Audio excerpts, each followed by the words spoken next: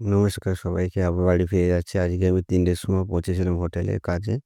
আজকেও ফিরে যাচ্ছি। ফোন আসলো, বলল, "বাবার শরীর ভালো না, তাড়াতাড়ি চলে আয়। অনেক সিরিয়াস।"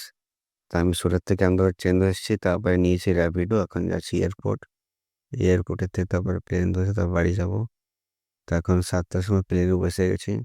একটু পরে প্লেন টেক অফ করবে যাওয়ার জন্য। তো ওয়েট করছি। আর একটুও ভালো লাগছে না। কি জানি কি হয়েছে কিছু বুঝতে পারছি না। তো আজকে দশা হচ্ছে বাবা আমাদের ছেড়ে চলে গেছে। আর এই যাতে আমি খিচুড়ি দিতাম সেই চারা আর তুলসী গাছ এইসব ঘাটে নিয়ে যাচ্ছি।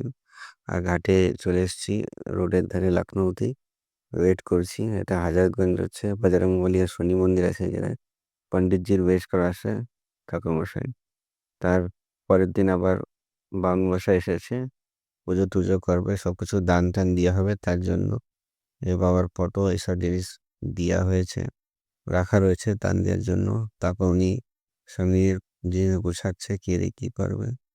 তারপর প্রথম দিদি করছে, তারপর আমি করব। দিদি বড় তাই দিদি আগে করছে বলে তারপর আমি করব।